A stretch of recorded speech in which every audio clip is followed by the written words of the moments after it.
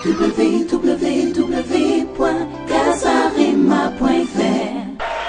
que la photo du pasteur vient faire dans l'église? Nous n'avons pas quitté nos maisons pour un homme. Nous avons quitté nos maisons pour Jésus. S'il y a une affiche, mettez-la dehors. Mais on met devant là une grosse photo du daddy. Celui qui est mort pour moi, c'est Jésus-Christ. Adorez Jésus, célébrez Jésus, respectez les hommes de Dieu, mais adorez Jésus. Honorez les hommes de Dieu, mais adorez Jésus. Ne vénérez jamais un homme, sinon une secte. Et maintenant, même des photos de Jésus qu'on n'a jamais vues. Qui vous a dit que Jésus est un Suédois avec des yeux bleus? Des photos de Jésus. Est-ce qu'il y avait des photos, des appareils photographiques en son temps pour que vous ayez une photo de Jésus? Un Jésus barbu, très beau. Des cheveux noirs. D'autres y mettent des cheveux jaunes. Tout dépend du goût. On ne sait même pas si c'est un magicien, si c'est un occultiste, ou c'est un juif, ou quelqu'un, même une photo travaille sur Photoshop. Soja. Même un prophète. Secte. À droite et à gauche, il y a des frères. Hey, le grand homme est venu. Jésus était déjà là. Le roi des rois était déjà là. Comment est-ce que nous avons reçu Jésus? Comment on a reçu Jésus? Comment on a reçu Jésus? Est-ce que Paul faisait ça? Est-ce que Pierre faisait ça? Bien-aimé, c'est Paul, Pierre qui doivent être nos modèles, mais pas imiter nos contemporains qui tombent dans les cultes de la personnalité.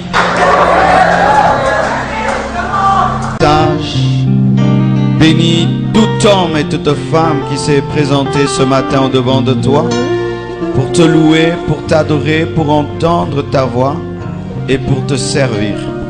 Éternel Dieu, je prie de tout mon cœur que par ta parole et par ton esprit, les vies soient changées.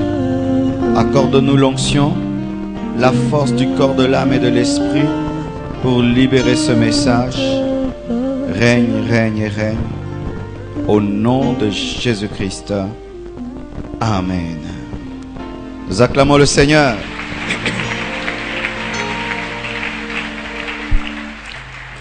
Je vous salue au nom de Jésus. Je vous souhaite un merveilleux dimanche. Nous nous tenons debout pour lire la parole de Dieu. Nous continuons avec nos enseignements sur l'eschatologie. Aujourd'hui, c'est notre culte sur la sanctification. Nous parlons des messages prioritaires. Amen.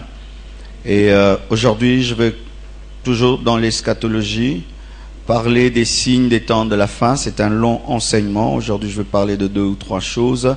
Et nous continuerons jusqu'à l'année prochaine, jusqu'à terminer ce sujet si important. Amen.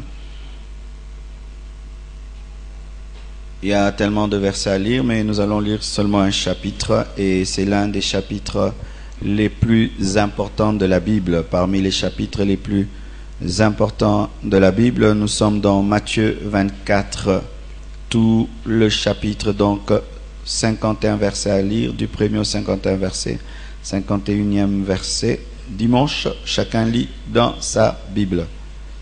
Et nous récupérons les gens qui ne méditent pas. Amen.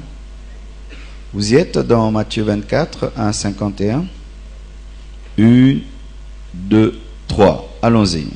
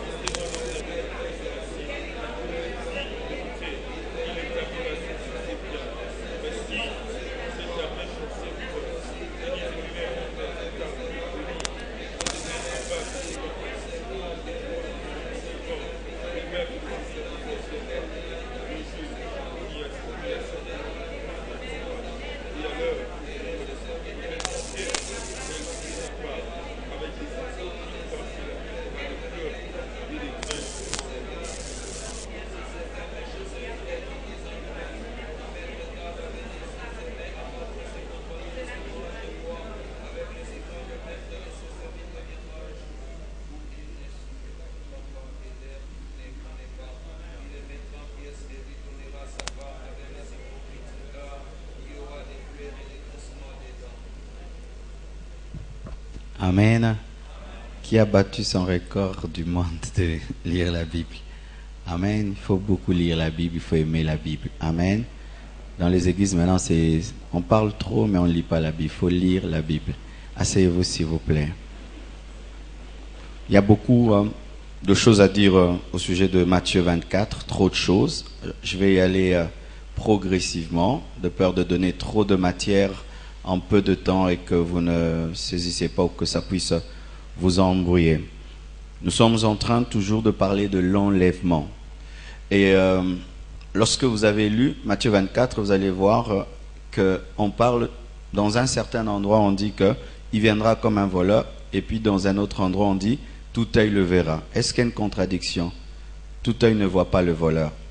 L'enlèvement, c'est quand Jésus vient comme un voleur de manière secrète, et tout œil le verra, c'est lorsqu'il vient pour juger, pour régner, pour dominer. Et là, nous sommes en train de parler des signes qui vont précéder sa venue comme un voleur dans la nuit, sa venue comme l'époux. Amen. Certains signes qui sont donnés dans Matthieu 24, certains concernent sa venue comme époux et d'autres concernent sa venue comme juge. Amen. Que seront les signes qui précéderont l'enlèvement de l'Église ou la venue secrète de Jésus?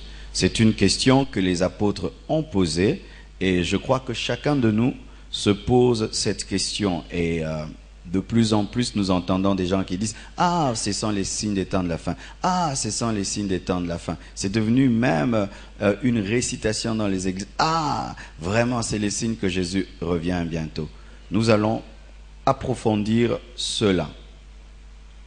Bien-aimés, il faut connaître ces signes pour ne pas être surpris. C'est pourquoi même Jésus-Christ en a parlé, parce que le but de Jésus, c'est que ses disciples, son Église, ne soient pas surpris. C'est un devoir de les chercher et de les étudier, car ce sont des avertissements sérieux. Vous savez, il y a des hommes qui avertissent et puis il n'y a rien. Mais qui avertit, c'est Jésus. Donc il faut prendre très au sérieux les avertissements qui sont donnés dans Matthieu 24, parce que la Bible ne blague pas. Tout ce qui est écrit est à prendre au sérieux. Il n'y a pas de contradiction entre Matthieu 24, verset 36, qui dit que personne ne connaît le jour ni l'heure, et Amos 3, verset 7, qui dit que Dieu ne peut rien faire sans le révéler à ses serviteurs les prophètes. Comment à la fois la Bible peut dire dans Matthieu 24, verset 36, que personne ne connaît le jour et l'heure, et à la fois la Bible dans Amos 3, verset 7 peut dire Dieu ne fait rien sans le révéler à ses serviteurs les prophètes. C'est pourquoi même certains prophètes sont sortis disant « Je connais le jour de l'enlèvement. Je connais le jour de l'enlèvement. » Pourquoi Dieu ne peut rien faire sans avertir à ses serviteurs les prophètes? Les témoins de Jéhovah même ont osé prédire le retour de Jésus-Christ et ils se sont cassés les dents. Jusque-là, il n'est pas venu. Mais comment mettre ensemble Matthieu 24, 36 et Amos 3, verset 7? Retenez toujours ce principe. Lorsque tu lis la Bible et tu y trouves des contradictions, ce n'est pas qu'il y a des contradictions dans la Bible, c'est toi qui n'as pas une totale connaissance. Amen. Hein? Lorsque tu trouves une contradiction dans la Bible, c'est pas que la Bible est un livre d'erreurs, c'est toi qui n'as pas toute la connaissance au sujet de la Bible. Lorsque j'étais un enfant et qu'on me disait 1 moins 2 égale à combien? Je disais impossible.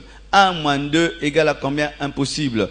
Mais quand j'ai grandi en mathématiques, 1 moins 2 égale à moins 1. Amen. Pareil aussi, quand tu lis la Bible, peut-être tu es encore au niveau où pour toi 1 moins 2 égale à impossible, mais quand tu connaîtras la Bible, tu diras moins 1. Il y a des versets qui me troublaient dans la Bible. Lorsqu'on dit que Dieu a donné à Adam et Ève son fils Abel et Caïn, mais on nous dit que lorsque Caïn a été maudit, il est allé, il a épousé une femme. D'où vient cette femme? Bien, quand au début j'étais troublé, mais en grandissant dans les Écritures, j'ai découvert que avant la loi de Moïse, il était permis à un frère d'épouser sa sœur. Ce n'était pas l'inceste, il avait épousé sa propre sœur. Car si tu demandes à une famille de remplir la terre, donc tu as permis l'inceste sans que ce soit l'inceste. Amen. C'est pourquoi lorsque les musulmans viennent et te montrent des contradictions dans la Bible, ah, tu crois vraiment, la Bible a des contradictions. Non, c'est 1 moins 2 égale à moins 1, mais tu n'as pas encore le niveau mathématique, théologique. Alléluia. C'est pourquoi chaque fois que tu es embrouillé par quelqu'un qui est dans une fausse doctrine, va voir quelqu'un qui connaît la Bible. Amen. Sinon, il va te baptiser. Oui, j'ai rencontré des branhamistes, il y a un temps, ils m'ont convaincu et j'ai fait me faire baptiser. Mais je suis allé voir mon pasteur, j'ai dit, pasteur, on m'a eu, je suis là, je suis parti, tous les partis. Il reste plus que mon corps pour être baptisé. Qui t'a pris? Ah, les témoins, les branhamistes, mais non, mais ils connaissent la Bible. Vous savez ce qu'il m'a dit? Il m'a dit, tu sais que c'est Mukuna Dieu qui a amené le branhamisme au Congo. J'ai dit, ah, c'est pas vrai. Rien que ça suffisait pour moi. Oui, c'est Mukuna qui a amené le branhamisme ici. Et c'est par le branhamisme qu'il se déclare Dieu. Parce que dans le branhamisme, il dit que celui sur qui la colonne viendra, donc il est Dieu. Et un jour, il a baptisé, une colonne est venue, il s'est déclaré Dieu. Il n'y a pas de contradiction. Mais comment est-ce que nous pouvons comprendre Matthieu 24, 36 et Amos 3, verset 7? 1. Il nous est impossible de connaître le jour et l'heure de l'enlèvement. Amen. Si je viens ici, j'ai dit, ribababa, le Seigneur me dit, vendredi à 8h, 8h05, Jésus revient. Frère, prenez des pierres, lapidez-moi. Alléluia. Personne ne connaît le jour, ni l'heure, ni la minute, ni la seconde de l'enlèvement.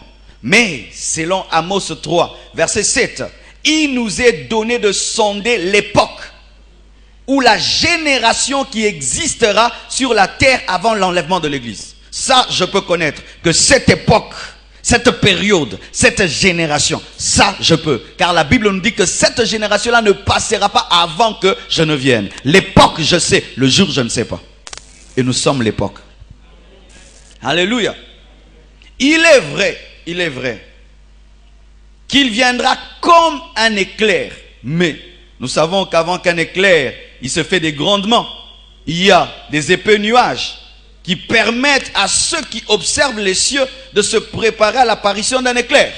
Et ainsi, si quelqu'un maîtrisait la météo, quand il y a des grondements et des nuages, il dit il y aura un éclair. Il ne sait pas précisément quand est-ce qu'il y aura l'éclair, mais les grondements et les nuages peuvent lui dire bientôt il y aura l'éclair. Ainsi, je ne connais pas le jour de l'éclair, mais je peux dire à cause des grondements, à cause des nuages, c'est en cette période-ci.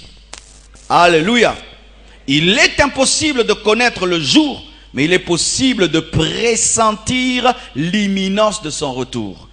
Il est impossible de connaître le jour, mais il est possible de pressentir l'imminence de son retour. C'est comme une femme, elle est enceinte, elle ne sait pas si elle va enfanter aujourd'hui ou demain, mais peut te dire, cette période-ci, surtout si elle a beaucoup accouché, elle peut être prophète, mais n'est pas prophète. Et c'est quand je sens ça et ça, c'est cette semaine-ci. Amen. C'est pourquoi les nouveaux mariés commettent des erreurs, mais quand quelqu'un a beaucoup accouché, allons à l'hôpital, non, ce n'est pas encore ça, ça va passer bandeli. Alléluia. Ainsi, nous ne pouvons pas connaître le jour, mais il est possible de pressentir l'imminence de son retour. Tous ceux qui sont intimes avec Jésus peuvent pressentir l'imminence de son retour. De la même manière que la femme est intime au bébé, elle peut sentir quand est-ce qu'il va sortir, mais pas précisément, mais peut sentir la période. De la même manière, les intimes de Jésus peuvent sentir. Étudions ensemble le ciel, afin de savoir l'époque dans laquelle nous nous trouvons. Et si oui ou non, les signes donnés par la Bible sont en train de s'accomplir. Étudions le ciel spirituel. Il est important de savoir situer chaque prophétie et chaque signe dans son contexte. Je répète, il est important de savoir situer chaque prophétie et chaque signe dans son contexte. Pourquoi ? Parce que certaines prophéties sont à court terme, d'autres à long terme. Certaines prophéties, quand Jésus les donnait, c'était pas qu'il disait ça arrivera, non, c'était pour quelque temps. Amen. Hein? Bientôt là, ça va arriver. Mais comment maintenant Jésus parle dans Matthieu 24, il donne des prophéties à court terme, à moyen terme, à long terme. Il les mélange pour que seuls ceux qui ont la connaissance puissent savoir ça, c'est à court terme, ça c'est à moyen terme, ça c'est à long terme. Mais si tu n'as pas une bonne interprétation de la Bible, tu vas prendre une prophétie à court terme, tu vas la mettre à long terme, et une prophétie à long terme, tu vas l'amener à court terme. Je vais expliquer cela. La Bible nous dit par exemple, lorsque vous verrez l'abomination entrer dans le lieu très saint, sachez que ces choses sont proches. Bien aimé, cette prophétie ne concerne pas seulement notre temps, parce que cette prophétie concernait le temps de Jésus, car quelque temps après que Christ soit mort et ressuscité, un général romain est entré dans le temple, il s'est déclaré Dieu, il a offert des cochons. Cette parole concernait son époque très proche, mais concernait encore une époque très très lointaine. Amen. Hein? Encore, Jésus-Christ dit, lorsque vous verrez l'abomination, que ceux qui sont à la montagne ne rentrent pas dans la vallée, que ceux qui sont sur le toit ne rentrent pas dans la maison. Là, il s'agissait de la persécution des enfants de Dieu en ce temps où ce général entrera dans le temple. Mais nous, maintenant, en notre temps, nous savons que nous serons persécutés avant le retour de Jésus, mais nous savons aussi que cette prophétie s'est déjà accomplie, car lorsque cet empereur est entré dans le temple, il avait tué beaucoup de Juifs. Amen. Je donne encore un autre exemple. Jésus-Christ, pendant qu'il est en train d'aller vers Golgotha, il y a des femmes qui pleurent sur lui. Il pleure, elle pleure, elle pleure. Et puis Jésus-Christ a dit, ne pleurez pas sur moi, mais pleurez sur vos enfants. C'était une parole qui est déjà accomplie, parce que après que Christ soit mort, Dieu s'est vengé sur les enfants de ceux qui l'ont crucifié. Ils sont allés en déportation. Amen. Hein? Donc certaines prophéties sont à court terme et d'autres à long terme. La prophétie comme cette parole sera prêchée dans le monde entier, c'est alors que viendra la fin. Amen. Lorsque les apôtres avaient la parole là, ils disaient allons vite évangéliser, vite, vite pour qu'ils reviennent. Mais ils sont morts, ils n'ont pas conquis le monde entier et nous continuons à le faire. C'était à long terme. Mais Paul, lorsqu'il avait la prophétie, les gens, ils voulaient que Jésus revienne dans 3 jours, dans 10 jours, dans 20 jours, 40 jours. Mais ça a pris du temps. C'était une prophétie à long terme, l'évangélisation de toutes les extrémités de la terre. Amen. Écoutez encore. Il y a des prophéties à court terme, des prophéties à long terme, à moyen terme. Il y a aussi des prophéties qui ont un double accomplissement. C'est-à-dire que ça s'accomplit, puis ça s'accomplit encore. Je donne l'exemple. La Bible dit dans Joël 3, versets 1 à 3. Dans d'autres versions, c'est Joël 2. La Bible dit, dans les derniers jours, dit Dieu, je répandrai de mon esprit sur toute chair. Vos fils et vos filles prophétiseront. Amen. Cette parole s'est accomplie le jour de la Pentecôte. Mais cette parole va encore s'accomplir à la pluie de l'arrière-saison avant l'enlèvement de l'église. Cette prophétie s'est accomplie, elle s'accomplira encore. Amen. Nous avons reçu l'effusion de l'esprit, mais avant que l'église ne soit enlevée, il faut que l'église entre dans une maturité qui n'est possible que par l'effusion encore plus glorieuse que j'appelle la pluie de l'arrière-saison. Amen. Une prophétie accomplie et encore qui va s'accomplir. Amen. C'est même la prophétie au sujet du général. On dit que lorsque vous verrez l'abomination entrer dans le lieu saint, sachez que les temps sont accomplis. Cette parole s'est accomplie lorsque le roi, l'empereur Titus est entré dans le temple, mais s'accomplira encore lorsque l'antichrist va entrer dans le temple. Amen. Cette parole s'accomplit déjà au travers d'un empereur, mais va s'accomplir au travers d'un antichrist. 2 accomplissements d'une même parole. Bien-aimés frères et sœurs, sachez ceci. La Bible n'est pas comme les autres livres, surtout en matière de prophétie. Je répète, la Bible n'est pas comme tous les autres livres, surtout en matière de prophétie. Pourquoi? Qu'il arrive souvent que certains événements passés sont racontés à la fin, ou des événements qui sont passés avant sont racontés à la fin. On nous parle de la chute de Satan dans les livres prophétiques, mais pas dans les livres de Genèse, dans les livres d'Exode. Mais un bon livre devait commencer. Dieu a créé les anges. Un des anges s'est rébellé. Et puis Dieu a créé l'homme. Après, il a appelé Abraham. Il a appelé ceci. Mais non. La Bible dit au commencement, Dieu créa Adam et Ève. Mais ne nous parle pas qu'il y avait déjà un Satan qui avait été déjà précipité. On vient nous en parler maintenant au milieu de la Bible. Maintenant, si tu lis la Bible comme nous deux, comme Arlequin, comme ton livre de géographie, tu vas commettre des erreurs, car certaines choses dans la Bible qui sont dites avant, se sont passées après, et certaines choses qui sont dites après, se sont passées avant, car Satan a été précipité même avant la création de l'homme, mais dans Genèse, on dit que Dieu créa, alors que Satan était déjà précipité avant Genèse. Alléluia. Alors, c'est pourquoi, frères et sœurs, alléluia, c'est pourquoi, frères et sœurs, nous les gens des églises de réveil, nous devons aimer l'école biblique. Dieu t'appelle, il t'appelle, tu n'étudies pas la Bible, tu commences à prêcher, tu vas prêcher des erreurs. Certaines révélations qui sont prêchées dans les églises de réveil, ça s'arrête seulement aux églises de réveil. Tu vas avec aux centenaires, tu vas avec là-bas chez les protestants. Tu n'as pas respecté l'exégèse, l'herméneutique et les lois de l'interprétation biblique. Mais tu gangi. Je vais vous révéler, frère, Jésus, les 5 pierres de David. Les 5 pierres, c'est le nom de Jésus. Jésus, oui, en français. Mais maintenant, tu as Jésus. Jésus, c'est 4 pierres. Oh, maintenant, la première pierre, c'est quand il a pris le J. Le J. Eh bien, maintenant, Lingala, quand il a pris le Y,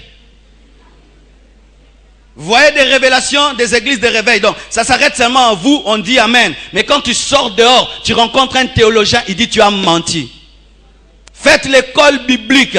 Oh, oui, bien aimé, il faut l'intimité avec Dieu, mais on doit apprendre comment est-ce qu'on interprète la Bible. La Bible est écrite en hébreu, en grec, en araméen, ce n'est pas en lingala. Et beaucoup de gens me posent la question, pasteur, Dieu m'a appelé, qu'est-ce que je dois faire? Tu dois aller étudier. Qu'est-ce que je dois faire? Tu dois aller à l'école biblique. Lorsque quelqu'un veut devenir pilote, il va étudier cela. Lorsque tu veux devenir médecin, tu vas étudier cela. Mais maintenant, ma commande Zambé, bobo otangango, obé ta révélation, koti zamba. Alléluia. Bien-aimé, tu peux être un borgne parmi les aveugles, tu penses que tu vois bien. Mais le jour que tu vas rencontrer des voyants, ils vont te dire que tu es un menteur parce que tu es en train de faire mentir la parole de Dieu. C'est pourquoi, bien-aimé, il faudrait qu'il y ait des écoles théologiques charismatiques au Congo. Les catholiques ont leur théologie et ils forment leurs prêtres. Et vous voyez les prêtres, comment ils ont les tics, comment est-ce qu'ils parlent. Dernièrement, je suis en train de zapper. Je vois à la télévision, un pasteur prêche, il transpire. Mais tu transpires, tu es seul devant la caméra. Non, on ne transpire pas seul devant la caméra. Tu côté bimité, on doit t'apprendre que devant une foule, tu peux gesticuler. Mais quand tu es devant la télévision, tu es seul. Tu dois parler d'une certaine manière. Osayo Moko.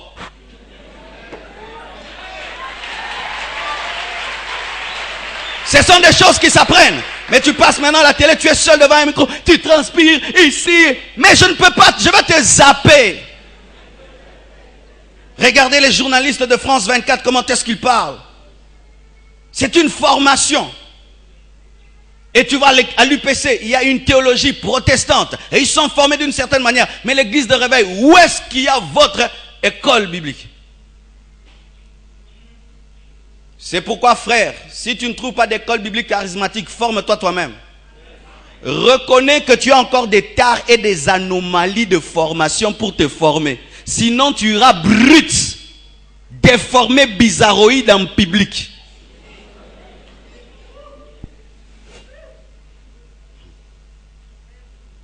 Je risque de me perdre. Je reviens à mon mouton. Revenons à notre... Amen. Donc, bien-aimés, il faut savoir que la Bible n'est pas un livre comme les autres. Et il ne faut pas l'interpréter comme tu veux. Et surtout, il faut interpréter avec prudence les prophéties. Amen. Hein?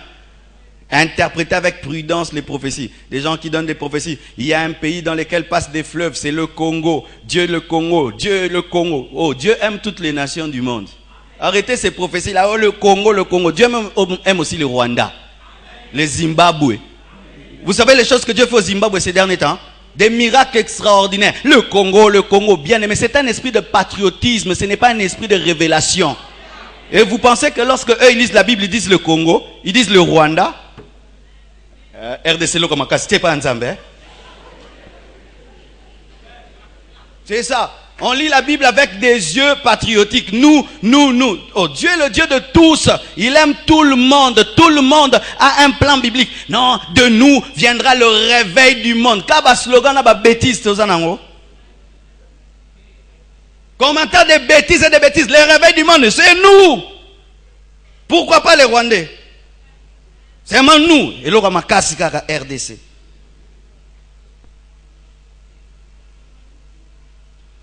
Est-ce que nous sommes le seul pays avec beaucoup de fleuves? Pourquoi cette prophétie, c'est seulement nous?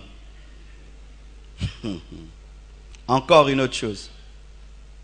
Il faut aussi respecter le silence biblique. Quand la Bible ne dit rien, elle n'a rien dit.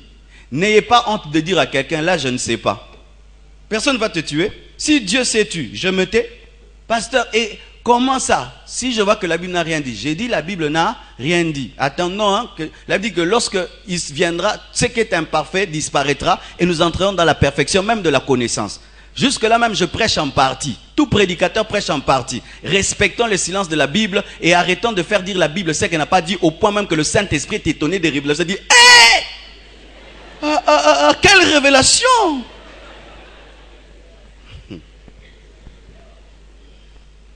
Oui, il y a des révélations, même le Saint-Esprit dit, Gabriel, yoyoka.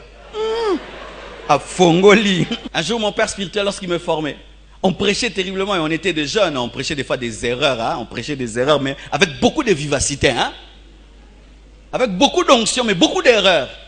Et puis un jour, il m'a dit, Marcelo, lorsque tu prêches la parole, mets toujours dans ta tête que celui qui écrit la parole est assis dans l'église. Est-ce qu'il dit Amen? Je dis, c'est vrai, hein, l'église peut dire Amen, mais Dieu ne dit pas Amen. Hein. J'ai commencé vraiment à vérifier bien. Alors quand j'avais un texte, je vais voir dans les commentaires bibliques comment est-ce que les théologiens ont dit, je cherche, je compare ma révélation, de peur de dire des choses qui soulèvent les gens, mais j'ai menti.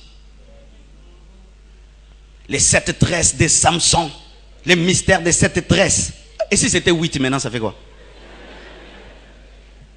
Première tresse, l'adoration. Deuxième tresse, yo muto sepeli kage zaka seti. Ce pe na bambi pe no bak ça la foi. Parce que Lucas 8e tresse c'est quoi? Vous comprenez pourquoi je dis ça? Bien-aimés frères et sœurs, quels sont les signes du retour de Christ? Il y en a 14, je vais donner quelques-uns ce matin. Il y a des signes qui précéderont le retour de Jésus-Christ comme juge et des signes qui précéderont le retour de Jésus-Christ comme époux.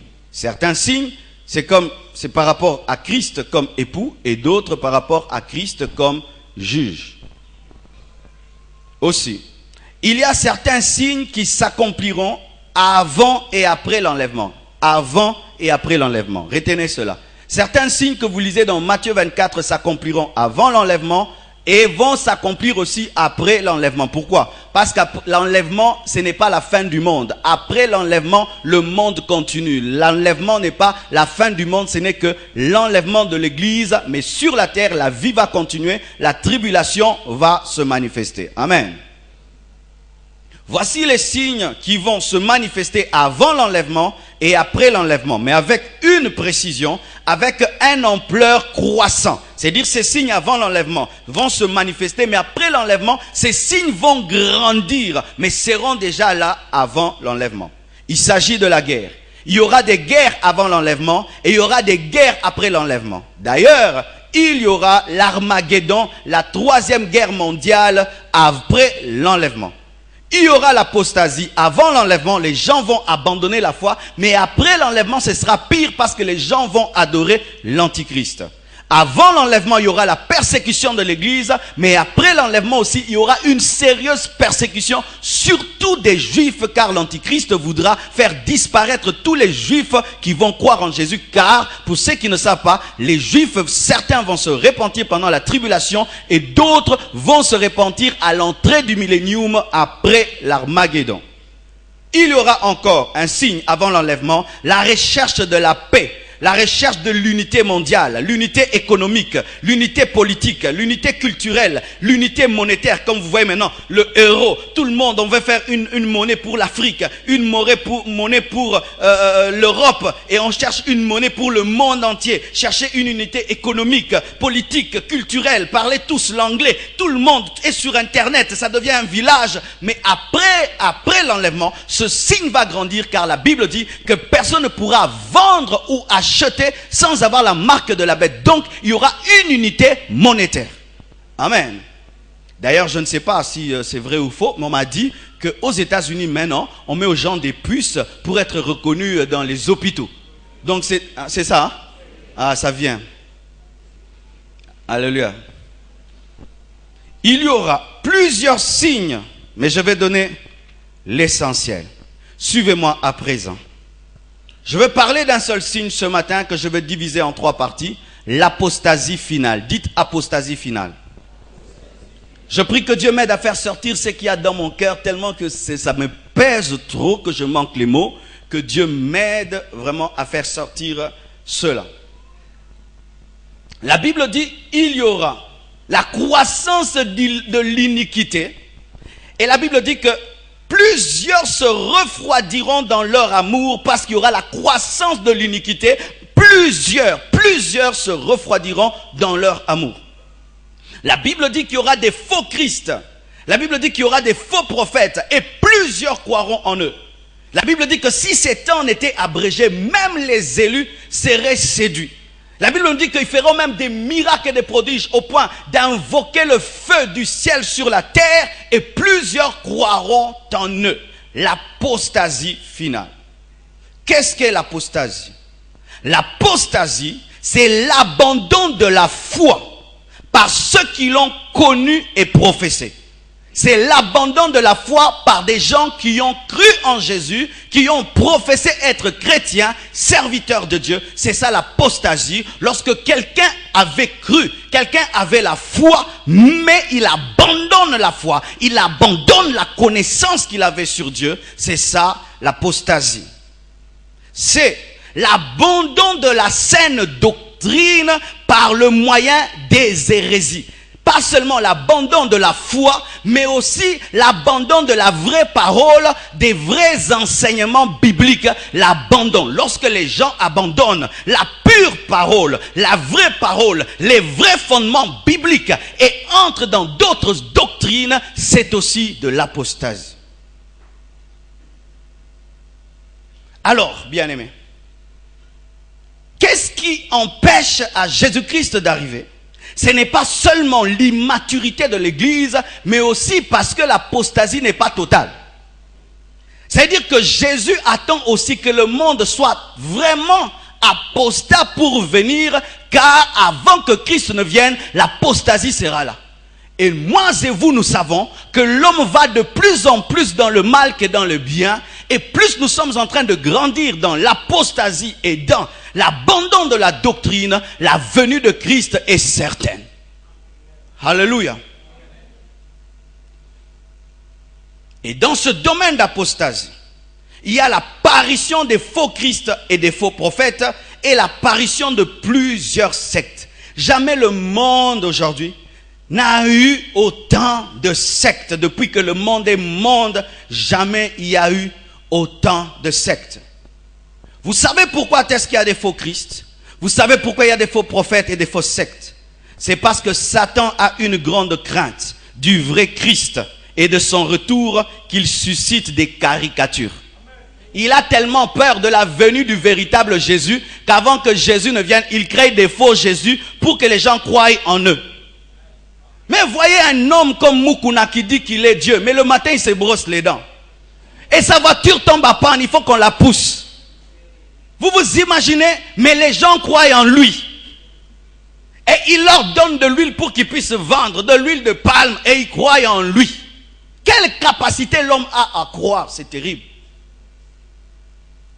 Il y aura l'apparition des faux Christ, l'apparition des faux prophètes. Je ne suis pas contre les prophètes, mais s'il y aura un ministère qui sera sérieusement utilisé à la fin des temps, ce sera le ministère du prophète et le ministère du docteur.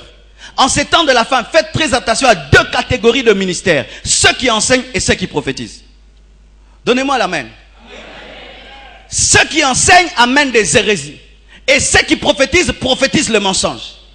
Ne soyez pas contre ceux qui prophétisent et ceux qui enseignent, mais veillez bien aux gens qui vous enseignent et aux gens qui vous prophétisent. Pourquoi? L'esprit d'égarement à la fin des temps va chercher les prophètes et chercher les docteurs. Un docteur qui t'a enseigné la vraie Bible peut revenir demain, il renverse le fondement et te met sur un autre fondement qui n'est pas Jésus. Alléluia. L'apparition des faux Christ, l'apparition des faux prophètes et de plusieurs sectes. Et vous allez remarquer dans les faux prophètes, dans les faux docteurs et les faux Christ, c'est 4 choses ou 3. 1. Ils n'ont aucun amour pour les brebis. Ils vont aimer ton argent, mais pas t'aimer toi. Il vient vous prêcher, mais il ne vous aime pas. Il est avec vous, mais il veut seulement ce qui est dans vos poches. C'est l'un des signes des faux serviteurs de Dieu.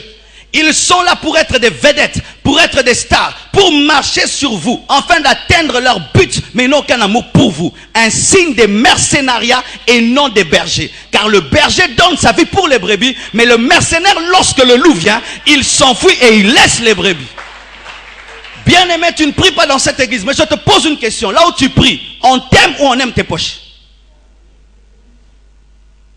Oui, il faut te poser une question. Pourquoi? Celui qui est envoyé par Jésus aura l'amour de Jésus.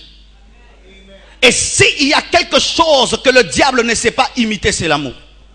Il peut imiter la puissance de Dieu, les prophéties, mais l'amour, il ne saura pas imiter l'amour, parce que l'amour est une nature divine principale.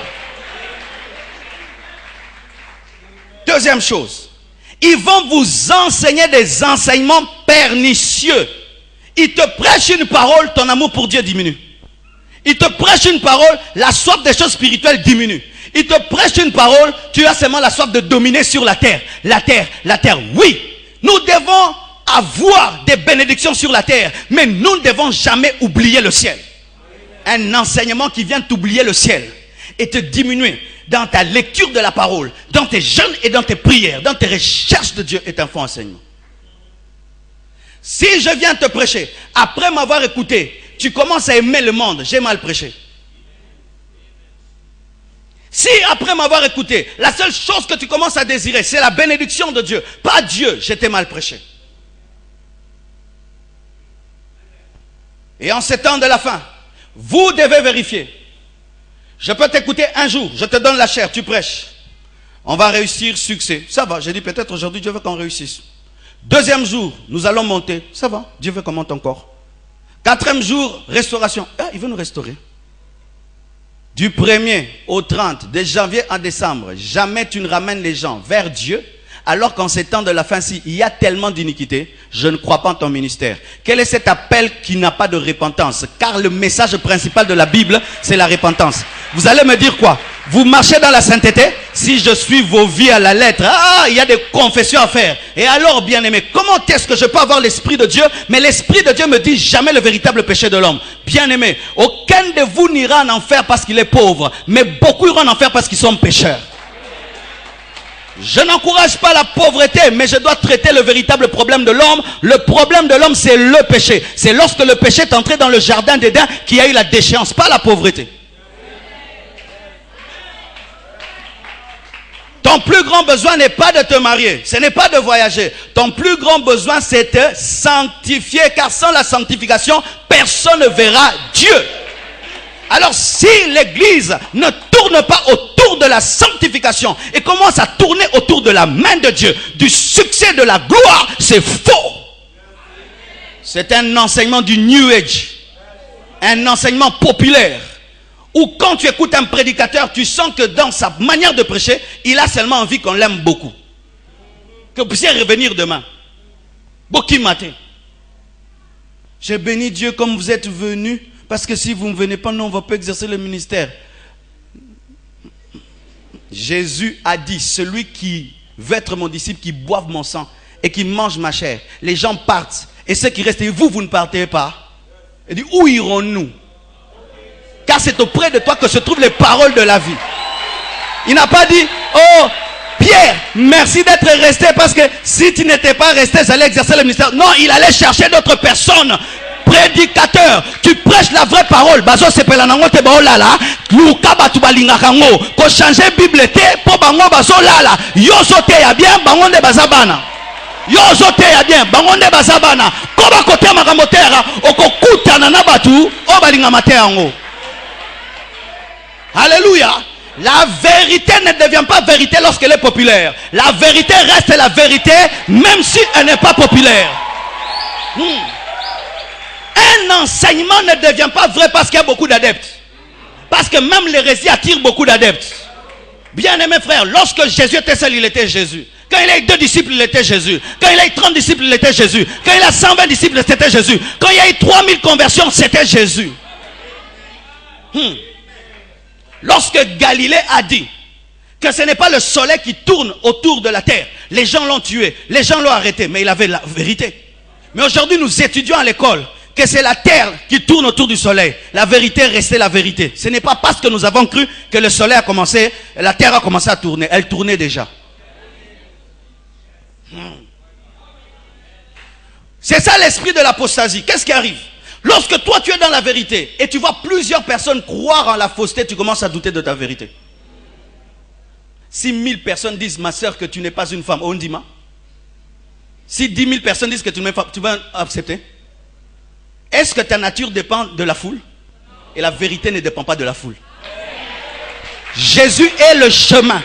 Sans la repentance, vous n'entrerez pas au ciel. Vous devez croire en lui et marcher dans la parole. Même si les églises de la repentance n'ont pas le succès, ce n'est pas le succès des églises de la prospérité qui vont faire que la prospérité va amener au ciel.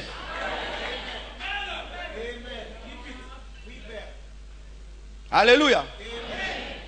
Parce que les églises maintenant c'est comment? Bazakebele kuna nakota nzama zakoto.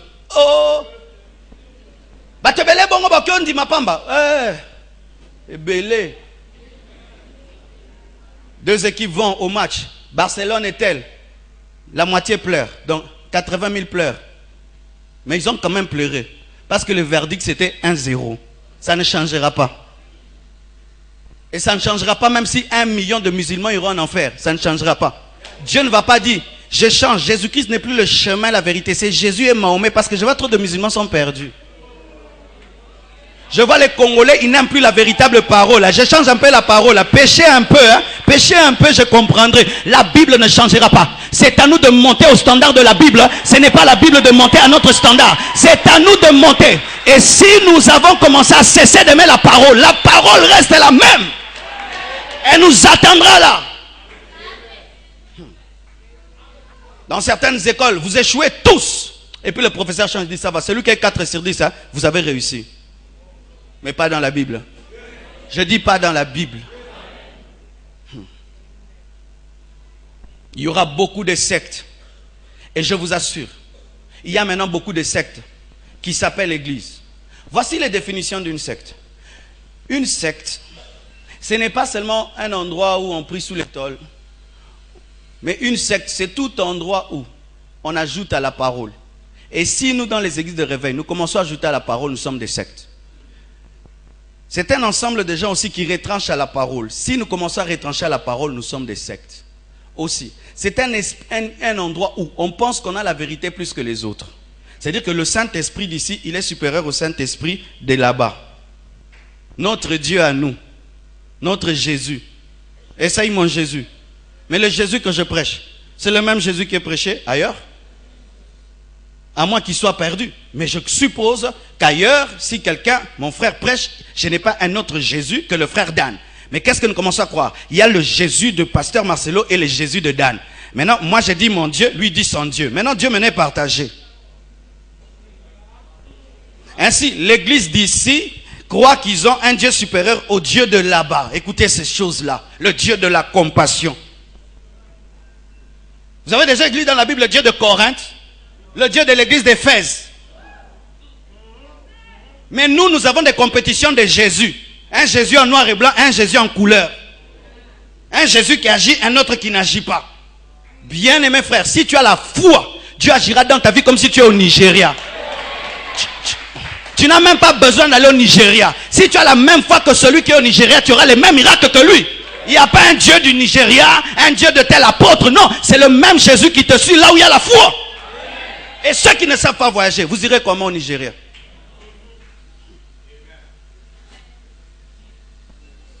Les gens n'ont plus la foi dans la parole, il faut un peu de l'eau. Si on vous prêche simplement, vous ne croyez pas. Il faut qu'on mette un peu de l'eau. Que tu boives l'eau. Et là tu crois. Il faut qu'on vous donne de l'huile spéciale. Un habit spécial.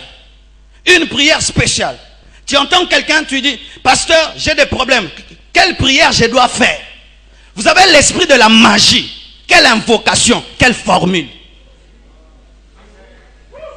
Tout ce que vous demanderez en priant au nom de Jésus, croyez l'avoir reçu, vous le verrez s'accomplir.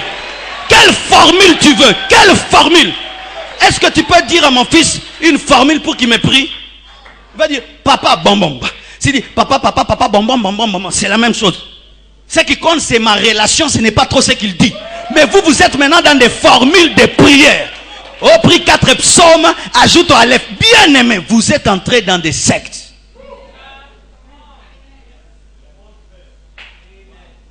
Vous ne croyez plus en la Bible simplement. Bible non kaboué. Et tout là. Mais n'est pas sans succès. Bible est tout là. Mais l'huile, quel succès l'huile a? La parole a créé le monde, pas l'huile. Toutes choses ont été créées par la parole, pas par l'huile. L'Esprit de Dieu peut me révéler quelque chose. Et puis tu prends l'huile, donne à telle personne. Mais jamais ce sera tous les jours ici. Ça devient une secte.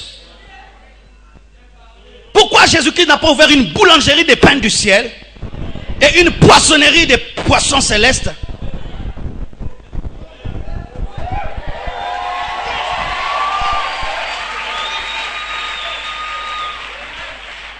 Il pouvait dire à Pierre, on ne préparerait plus, on ne va plus préparer. Et c'est même un poisson. Et c'est même un pain. Vous allez voir, je vais multiplier.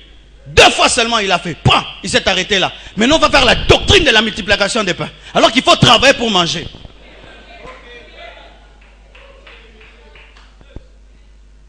Les gens n'aiment plus la simplicité de la parole. N'aiment plus la simplicité de la foi. Et c'est ainsi que les faux docteurs vous attrapent. En venant vous ajouter des prières spéciales. À des heures spéciales. Dans une position spéciale.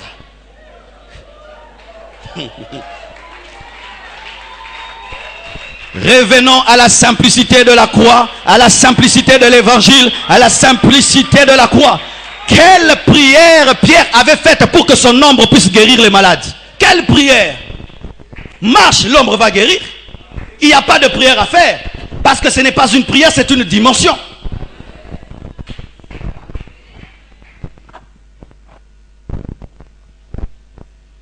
Ici. Arrangez ce son parce que ça va entrer dans la caméra. Alléluia.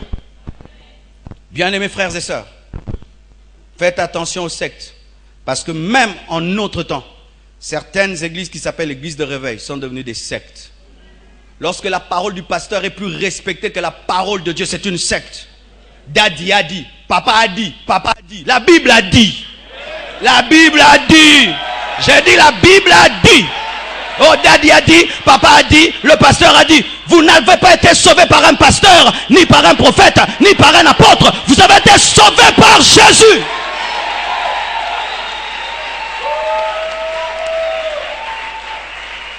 La parole de l'homme de Dieu est inférieure à la parole de celui qui l'a mandaté. Lorsque le mandaté prend la place du mandataire, j'aimerais vous dire que vous êtes dans une secte et vous êtes dans l'idolâtrie. Avec des photos du pasteur dans l'église.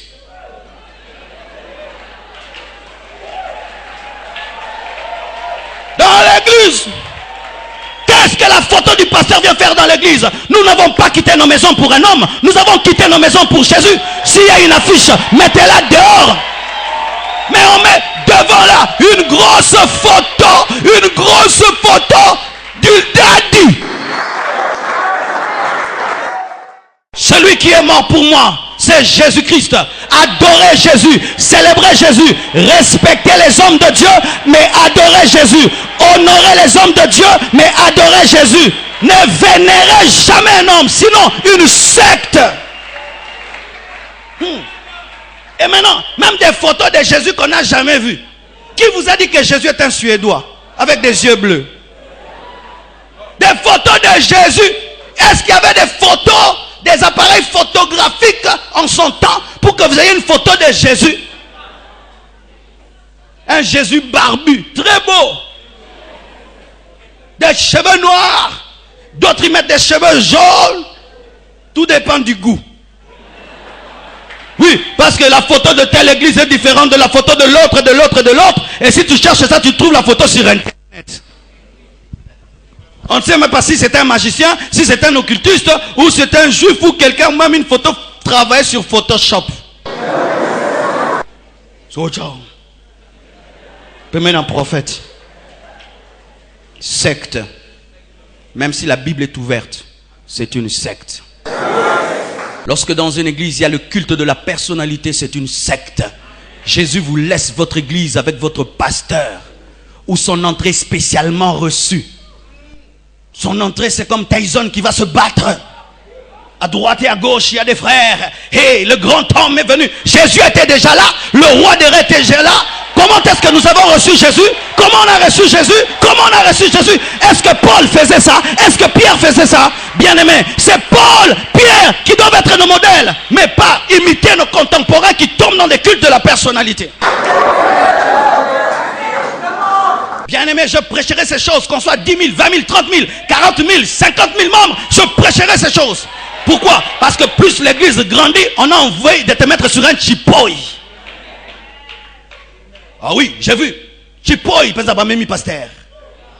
Zamatombolio. Des sectes. Ou maintenant, tu peux dire à quelqu'un, la Bible dit, il dit, et c'est lui. Et l'homme se zade. Naba Sambata. Crois, Dieu t'a sauvé. Nakoïta. Ça va mettre tout.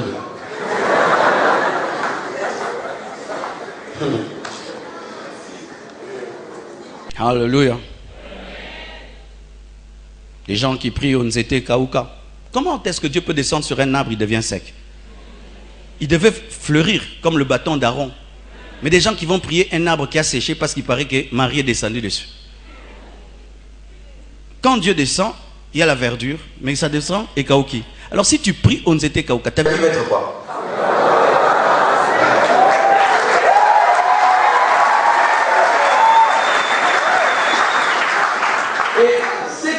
fait mal, c'est qu'il n'y a pas seulement l'apparition des faux Christ et des faux prophètes, mais écoutez ceci, l'extraordinaire séduction de l'erreur.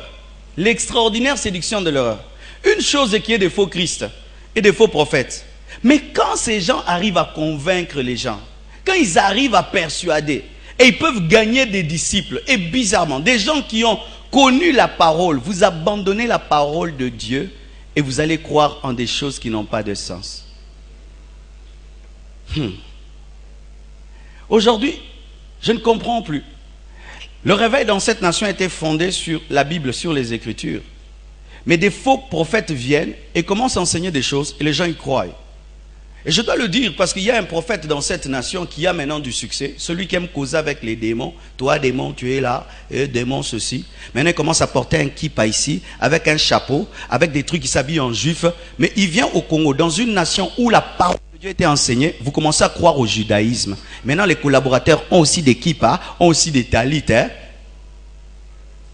Pourquoi Jésus-Christ est mort si nous devons rentrer dans le judaïsme pour servir Dieu? Pourquoi Jésus-Christ est mort si nous devons aller acheter les habits des Juifs pour prier? Est-ce qu'il y a un habit pour prier? Est-ce qu'il y a un habit pour prier? Le vêtement pour prier, c'est la justice et la sainteté par le sang de Jésus. Est-ce qu'il y a un habit pour prêcher? Est-ce qu'il y a un habit pour prêcher? Est-ce qu'il y a un chapeau pour prêcher? Si j'ai besoin, c'est d'être revêtu de la puissance de Dieu. Mais tu peux être dans une église où on enseigne la parole de Dieu. Parce que tes problèmes tardent d'obtenir une solution, tu vas dans un endroit où on te fait porter des habits. Ce qui touche le cœur de Dieu, c'est qu'il y a la persuasion de l'erreur. Et les gens y croient, ils y croient. Et surtout au Congo, l'oignon sur le bimezouaka fanatique. Savez-vous bien aimé qu'aux États-Unis, d'ailleurs, le branhamisme n'est pas aussi répandu. Mais ici, il faut voir les plaintes.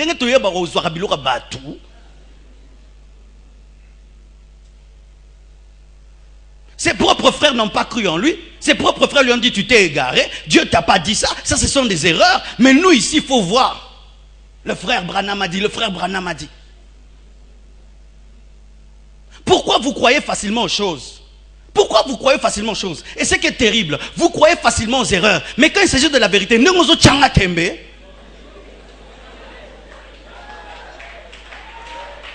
mais si je viens, je vous dis, maintenant,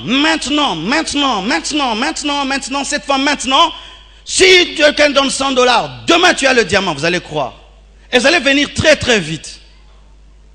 Pourquoi vous croyez facilement? Vérifiez la parole qu'on vous enseigne à la lumière de la Bible. Même si c'est un grand enseignant, si ce qu'il dit n'est pas écrit, tu as le droit de dire non. C'est ta vie. Je suis allé dans une conférence une fois, le prédicateur prêche des choses, je dis non, on en est bien ôté. Et puis après on me dit, pasteur Marcelo, est-ce que tu peux prêcher ça là-bas? J'ai dit, na maîtrisant ôté na yé bien ôté, biloko na yé bien ôté en ôté, na biloko na msusu ndebo singa na obetango, pe ba benga nga suste. C'est mon droit de dire que biloko eza biloko sika, na yé bien ôté. Une fois j'ai amené quelqu'un qui habitait chez moi, je l'amène quelque part dans un restaurant et je commande des trucs et je dis mange. Elle a refusé de manger la pizza. Pourquoi? C'était nouveau. Elle était habituée au foufou. C'était son droit. Ayo sanza. Ayo belali boumou. C'est ton droit de dire cette doctrine est nouvelle pour moi. Cette doctrine est nouvelle. Je ne la connais pas. Moi on ne m'a pas enseigné comme ça. C'est ton droit. Même quand je prêche, si c'est que je prêche, tu trouves que c'est nouveau, va prier Dieu. C'est qu'il a dit, est-ce que c'est vrai? Va ouvrir la Bible. Si c'est faux, ne me crois pas.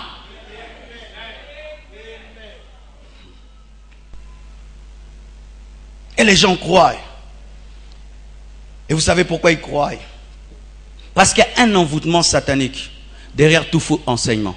De la même manière qu'il y a l'onction de l'esprit derrière la vérité, il y a un envoûtement satanique derrière le mensonge. C'est pourquoi Paul dit que si notre évangile est voilé, il est voilé parce que le Dieu de ce siècle a voilé l'intelligence. Comment est-ce que quand on prêche la vérité, tu n'arrives pas à croire? Mais quand c'est un mensonge, tu crois directement. Un envoûtement. Et voici les proies faciles de l'erreur. Ceux qui aiment les miracles plus que Dieu. Ceux qui croient que l'éloquence c'est la vérité. Et ceux qui croient que la persuasion c'est la connaissance. Je répète. Lorsque tu crois au miracle, sans vérifier la source du miracle, tu seras perdu. On ne prie pas dans un endroit parce qu'il y a des miracles. Je répète, on ne prie pas dans un endroit parce qu'il y a des miracles. Parce que Satan s'y fait de miracles. Tu ne peux pas dire, on te dit pourquoi tu pries à la compassion, il y a des miracles. Non. Tu dois dire, il y a d'abord la saine doctrine, il y a la vie de Dieu, et j'ai vu aussi des miracles qui accompagnent cette doctrine-là. Parce que la première chose que Pierre a présentée, c'était la doctrine. Il parlait en d'autres langues. Les gens sont venus pour les langues. Il a commencé à enseigner. Mais quand tu vas dans un endroit, pourquoi tu pries là-bas? J'ai des problèmes. Pourquoi tu pries là-bas? J'ai des problèmes. Tu seras une proie des fausses doctrines. On ne prie pas dans une église parce qu'on a des problèmes. On ne prie pas dans une église parce que j'ai trop de problèmes, c'est pourquoi je vais. Non, je dois d'abord vérifier la doctrine et la vie du leader, sa crainte de Dieu. Ensuite, je viens avec mes problèmes. Qui va à l'hôpital pour aller? Si tu vas dans un hôpital, tu trouves que c'est sale, est-ce que tu vas te faire soigner? Mais tu es malade, tu vas choisir un bon hôpital. Pourquoi? Tu peux aller te faire soigner, tu attrapes des microbes. 2. L'éloquence n'est pas la vérité. Je peux venir là, frères et sœurs, il n'y a pas que Jésus. Tu peux prier aussi sa mère, parce que si tu ne vois pas le fils, tu peux voir la mère, et la mère va t'introduire chez les fils, n'est-ce pas? Oui. Il parle bien, mais il dit quoi en parlant bien? Tu as vu le français? Frères et sœurs, tu peux invoquer Gabriel. Et une fois je priais, Gabriel m'est apparu, et puis je lui ai prié, il m'a exaucé, et puis Michael, des fois je dis à Michael de venir, il vient. Oh, praises. La Bible dit, on ne prie pas les anges. Si quelqu'un te prêche dans un mauvais français, il faut prier les anges. On ne prie pas dans une église parce que le pasteur parle un bon français. Oui, on ne prie pas dans une église parce que le pasteur est éloquent. On prie d'abord parce qu'il y a la vraie doctrine. Mais si maintenant il est prêché en bon français, c'est bon aussi. Mais si tu pries parce qu'il y a le français, on peut t'amener en enfer en français. Ok, Nelly fait le maintenant français. Ah, donnez-moi un amen. Et ce n'est pas aussi parce que quelqu'un te persuade qu'il a dit la vérité. Je peux te persuader, je te convainc, mais j'ai menti. C'est pourquoi des fois, si ton intelligence est partie, mais si tu sens que ton cœur doute, ne crois pas en ton intelligence. Parce que des fois, ton cœur te parle plus que ta tête. Oh, alléluia. N'est-ce pas qu'un jour, quelqu'un t'a menti, mais ton cœur a dit il ment. Mais ta tête était convaincue. Pourquoi? Le Saint-Esprit dans ton esprit, il peut te dire ce n'est pas vrai. Mais tu n'as pas encore la connaissance, mais il te dit c'est vrai. Il t'a dépassé dans la connaissance, mais ton esprit te dit c'est faux. Oui. Tu peux rencontrer quelqu'un, il a une grande connaissance de l'erreur. Mais toi, tu n'as pas une grande connaissance de la vérité, mais tu es dans la vérité. Il te convainc, mais ton esprit te dit c'est pas vrai. Ne crois pas en une chose parce que tu es convaincu seulement. Crois en une chose parce que tu as la paix de l'esprit dans ce qu'on t'a convaincu. Alléluia. Une autre chose. L'apostasie des masses. Cette extraordinaire séduction de l'erreur est accompagnée de l'apostasie des masses. Pas l'apostasie de quelques personnes, mais des masses. Il a dit plusieurs succomberont, plusieurs se trahiront. Et aujourd'hui, mes frères, les nations dites chrétiennes sont en pleine apostasie. Des masses de pays, soi-disant évangélisés, se sont détournés de la Bible. Dans les pays développés, les églises se vident. La France, par exemple, était la première fille de l'église. Mais aujourd'hui en France, il y a 3% seulement de chrétiens. Et même quand on dit chrétiens, ce sont des chrétiens catholiques, des chrétiens non pratiquants. 3% seulement de Français disent qu'ils sont chrétiens. Alors qu'on disait dans l'histoire que la France était la première fille de l'église. Si vous ne savez pas, les plus grands théologiens, ce sont les Allemands. Martin Luther était un Allemand. Celui qui a amené le protestantisme était un Allemand. Va en Allemagne, tu vas voir ce qu'il y a. La froideur spirituelle. Tu vas dans une église, tu cherches Dieu, il n'y est pas. Mais qui était là? Martin Luther, le grand réformateur. Va aux États-Unis. Vous voyez, quand on n'a pas encore voyagé, on voit seulement les bénines à la télé, on croit que partout tu vas trouver des gens en train d'adorer Jésus. C'est ça qu'on croit, non?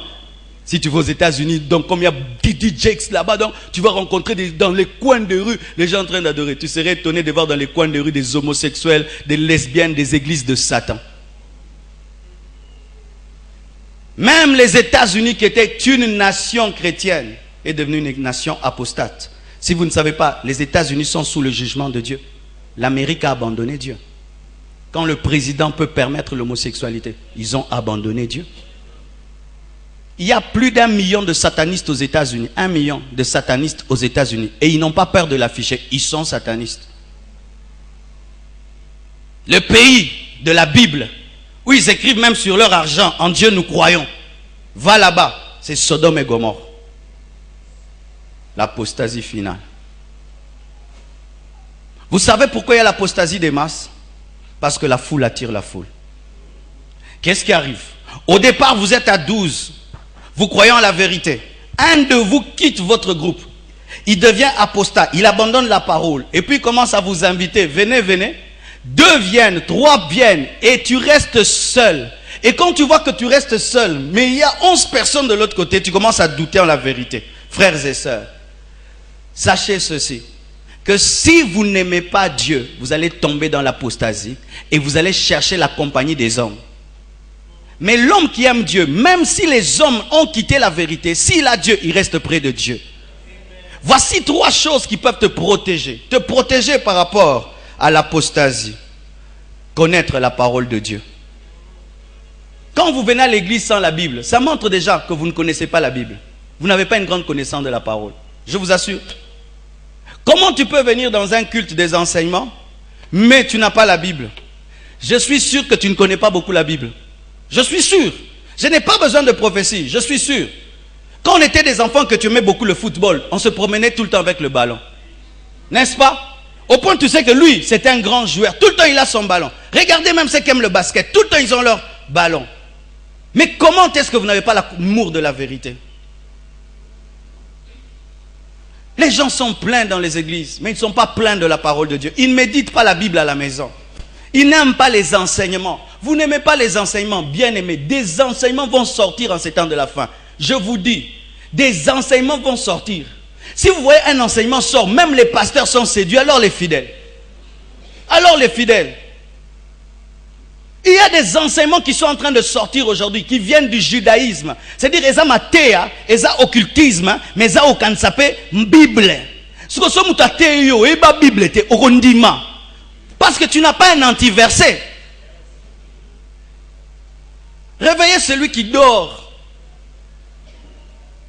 Bien-aimé Congolais, si vous aimez seulement le Dieu qui bénit, vous aimez seulement le Dieu qui vous donne des sensations, mais vous ne vous protégez pas contre les faux enseignements, dans 10 ans, 20 ans, je vais te retrouver dans une secte. Je vais te retrouver dans une secte. Je vais te retrouver sur la route, habillé en noir blanc, avec un sac des Mormons. Vous devez aimer la vérité. Même si la vérité vous dérange, même si la vérité vous fait mal, vous devez aimer la vérité. Vous ne devez pas quitter un lieu parce que la vérité vous y blesse. Il faut y rester jusqu'à ce que la vérité vous transforme. Vous ne devez pas aller à l'église pour qu'on vous flatte. Vous devez aller à l'église pour que vous soyez changé, formé, transformé. Mais si vous n'avez pas l'amour de la vérité, vous n'avez pas l'amour de la vérité, bien aimé, l'hérésie va tomber sur vous.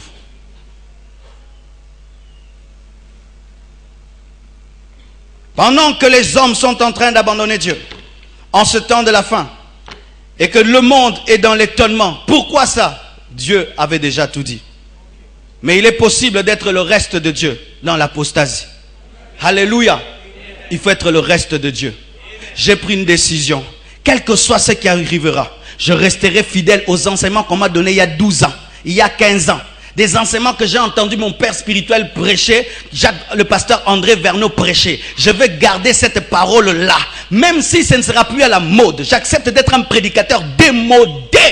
Mais être fidèle à Dieu. Je ne cherche pas une église à la mode. Je cherche une église qui ira au ciel. Je ne cherche pas une église à la mode. Je cherche une église qui ira au ciel. Je ne cherche pas une prédication à la mode. Je cherche une prédication fidèle. Tu dois te décider. Si les gens vont changer, je ne changerai pas. Si les gens vont commencer à pécher, je ne pécherai pas. Si je dois mourir, je préfère mourir que pécher contre Dieu. Vous devez prendre de telles décisions et te préparer en conséquence par rapport aux persécutions. Et dire, si même je dois souffrir, si même on doit m'abandonner, j'accepte. Sinon, ces signes de la fin s'accompliront dans votre vie, mais pour votre malheur. Toi qui es debout, reste debout. Toi qui es tombé, relève-toi. Il n'est pas trop tard, tu vis encore. Que Dieu vous bénisse abondamment.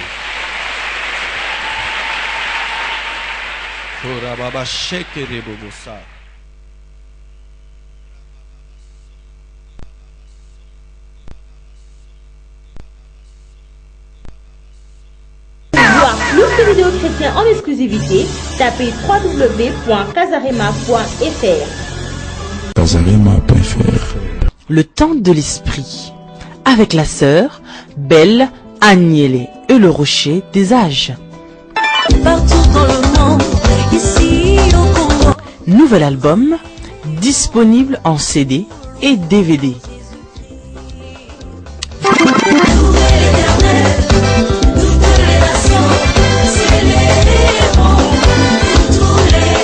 Vous aimez rester dans la présence du Seigneur? Cet album est pour vous. Le temps de l'esprit. L'heure vient, et elle est déjà venue, où les vrais adorateurs adoreront le Père en esprit et en vérité.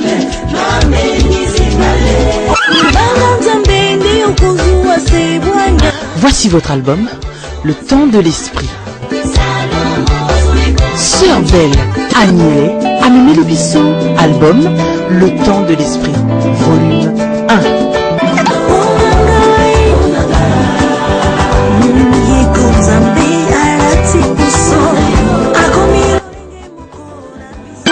Belle Agnelé, disponible en CD et DVD. Casarema.fr.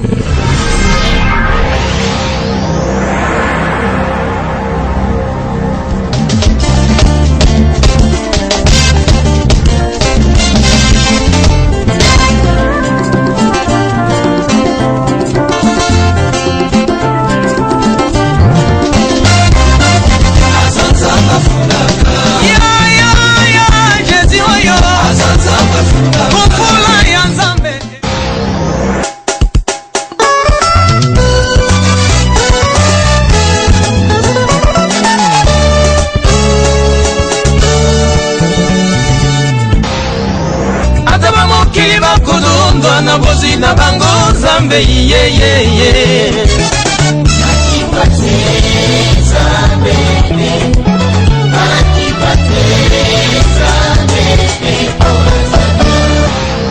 Tango ngana tuni mutuna Nasoki bafingi batongi bacholi baini Nasoki bafingi batongi bacholi baini Motuna nanga ezana tina Motuna nanga ezana tina Yango nazabie o Ata ofingi nga nazabie o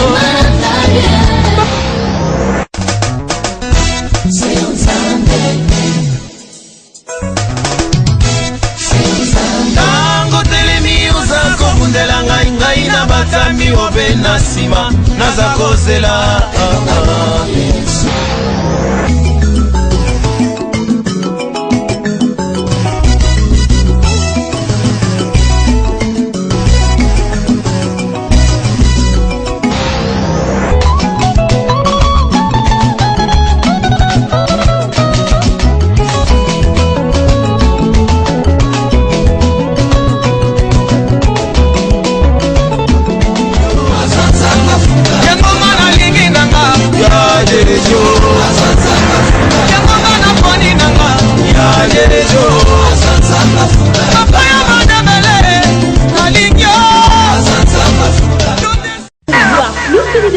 En exclusivité, tapez www.casarema.fr.